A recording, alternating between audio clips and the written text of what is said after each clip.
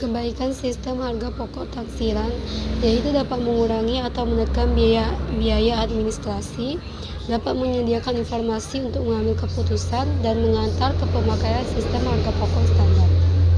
Kelemahannya yaitu harga pokok taksiran yang ditentukan kurang teliti baru dapat dikoreksi pada akhir periode setelah selisih biaya dihitung dan dialokasikan. Dan timbulnya selisih biaya yang besar dapat mengakibatkan pengambilan keputusan yang keliru. Karena pengambilan keputusan dapat dilakukan sebelum produk atau jasa tersebut diolah.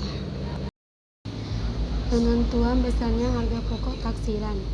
Taksiran bahan baku.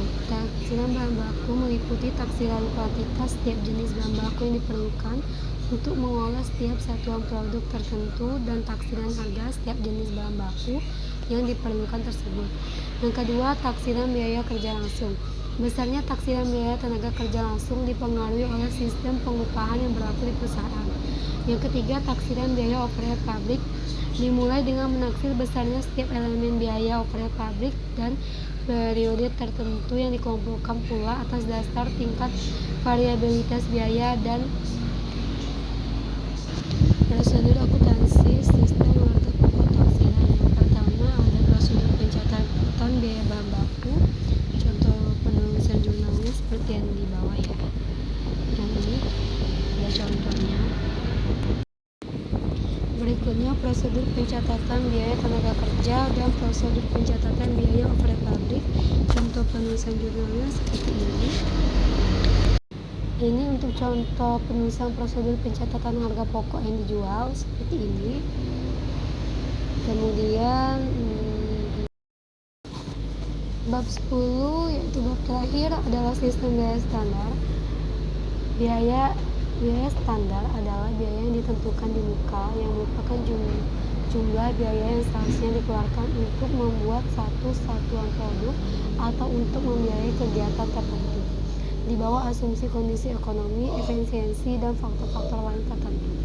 Biaya standar merupakan suatu sistem akuntansi biaya yang mengolah informasi biaya sedemikian rupa sehingga manajemen dapat mendeteksi kegiatan perusahaan yang biasanya menyimpang dari biaya yang ditentukan. Biaya standar juga memiliki beberapa manfaat. Yang pertama yaitu biaya standar ditentukan oleh realitas sehingga dapat merangsang pelaksanaan dalam melaksanakan pekerjaan yang efektif. Dengan menganalisa penyimpangan yang terjadi, memungkinkan manajer bertindak sesuai dengan petunjuk alat efektif untuk mengontrol aktivitas perusahaan. Dan selanjutnya dimungkinkan adanya perbaikan atas bagian yang terjadi penyimpangan sehingga menekan biaya. Dalam menentukan standar yang diperlukan perencanaan yang matang sehingga sekaligus dapat disusun perencanaan yang sebaik-baiknya atas kegiatan perusahaan. Sebagai alat untuk membantu mengambil keputusan yang lebih tepat karena biaya harus dapat diperinci dalam bagiannya yang variabel dan fiktif. Karena dapat diperinci cara standar lebih mudah ke pengurusan administrasinya sehingga biaya administrasi dapat ditekan. Akan tetapi, biaya standar juga memiliki kelemahan, di mana tingkat ketepatan atau kelonggaran standar tidak dapat dihitung dengan tepat. Seringkali standar cenderung untuk menjadi kaku atau tidak fleksibel. Keadaan produksi selalu mengalami perubahan, sedangkan perbaikan standar jarang sekali dilakukan, dan perubahan standar menimbulkan masalah persediaan. Prosedur penentuan biaya standar. Berikut ini akan dibahas prosedur penentuan biaya standar yang dibagi dalam 3 bagian. Yang pertama, biaya bahan baku. Pada saat standar dibuat, harga material yang berlaku pada waktu tersebut atau pada masa yang akan datang dapat dipakai sebagai harga standar untuk material yang digunakan dalam produksi. Yang kedua, biaya tenaga kerja. Biaya tenaga kerja terdiri dari 2 unsur, yaitu jam tenaga kerja standar dan tarif upah standar. Yang terakhir adalah biaya overhead pabrik. Dalam biaya overhead pabrik ini terdapat macam-macamnya. Yang pertama, kapasitas normal. Yang kedua, kapasitas standar dan kapasitas sesungguhnya. Selanjutnya, analisa selisih biaya produksi. Ada 3 model selisih pada biaya bahan baku langsung antara lain, yaitu yang pertama, model 1 selisih, contohnya seperti di bawah ini. Yang kedua, model 2 selisih, bisa dilihat di sini. Yang terakhir, akuntansi biaya standar. Secara garis besar, sistem akuntansi biaya standar dapat dibagi menjadi dua metode.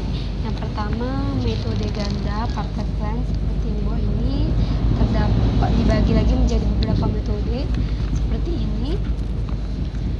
Dan dia juga ada metode tunggal atau single plan.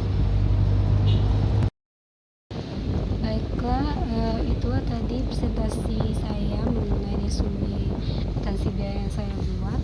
Mohon maaf jika masih ada banyak kesalahan dalam materi serta dalam penyampaiannya.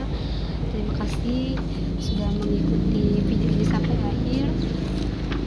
Tugas ini saya buat untuk memenuhi tugas ujian akhir semester saya. Terima kasih.